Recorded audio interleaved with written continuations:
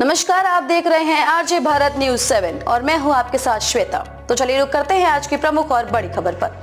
पूर्वांचल में इंडिया बनाम NDA, BJP ने नया प्रयोग कर अपनाया ये मॉडल। सपा कांग्रेस ने भी बनाया खास प्लान। पूर्वांचल की 27 लोकसभा सीटें अहम हैं, इसके लिए इंडिया और एनडीए ने ताकत झोंक दी है। खास बात यह है कि इसी क्षेत्र में एनडीए गठबंधन में शामिल सुभा सपा निषाद पार्टी और अपना दल की प्रतिष्ठा दांव पर है, तो प्रधानमंत्री नरेंद्र मोदी के संसदीय क्षेत्र में भी चुनाव है।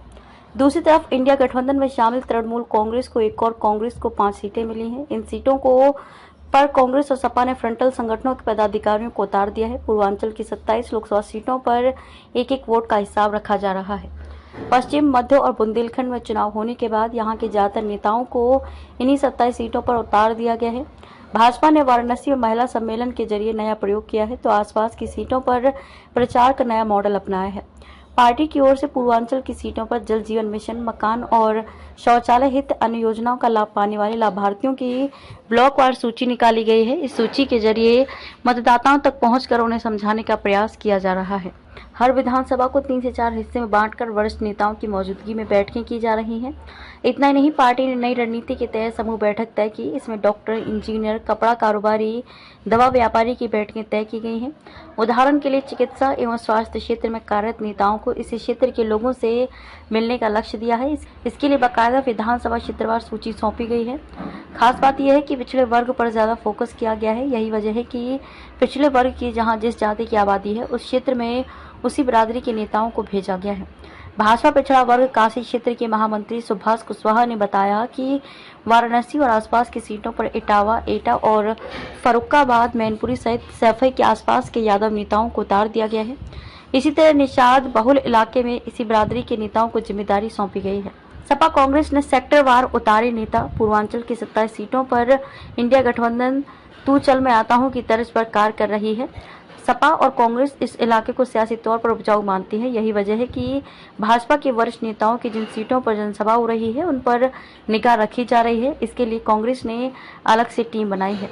यह टीम नेताओं के कार्यक्रम और उनके द्वारा जनसभा में उठाए गए सवाल का जवाब तैयार कर अपने नेताओं को भेज रही है। इतना ही नहीं, अगले 2 से 3 दिन में संबंधित इलाके में न सिर्फ पार्टी के वरिष्ठ नेताओं की सभा लगाई जा रही है, बल्कि उन सीटों पर मतदाताओं को लुभाने के लिए नई रणनीति अपनाई जा रही है। कांग्रेस और सपा ने भी इन सीटों के लिए रायबरेली अमेठी मॉडल को भी लागू किया है।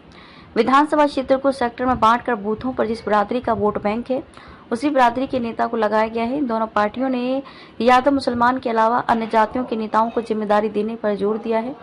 ब्राह्मण बहुल इलाके की जिम्मेदारी खुद कांग्रेस प्रदेश प्रभारी अविनाश पांडे ने संभाली है। वे दिन में सपा कांग्रेस के नेताओं के बीच समन्वय बैठकें कर रहे हैं, तो रात में ब्राह्मण बहुल इलाके में रात्रि चौपाल लगा रहे हैं। इसी तरह सपा पिछड़ा वर्ग प्रकोष्ठ के प्रदेश अध्यक्ष डॉक्टर राजपाल कश्यप निषाद कश्यप बिंद बिरादरी के बीच रात्रिकालीन बैठकें करने में जुटे हैं।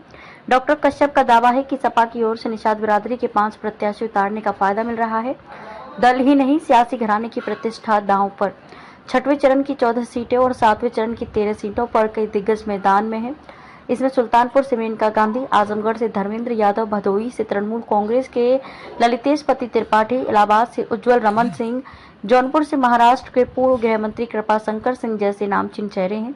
वाराणसी से खुद प्रधानमंत्री नरेंद्र मोदी और कांग्रेस प्रदेश अध्यक्ष अजय राय, मिर्जापुर से अपना दल की अनुप्रिया पटेल, घोसी से सुभा सपा के अरविंद राजभर मैदान में है। इसी क्षेत्र में निषाद पार्टी का भी वजूद है। ऐसे में इन सभी दलों के मुखिया से लेकर बूथ सदस्य तक गांव-गांव वोट मांग रहे हैं। खबरों में अब तक के लिए बस इतना ही। फिर होगी आपसे मुलाकात ऐसी किसी बड़ी और खास खबर के साथ। तब तक के लिए नमस्कार और देखते रहिए आरजे भारत न्यूज 7।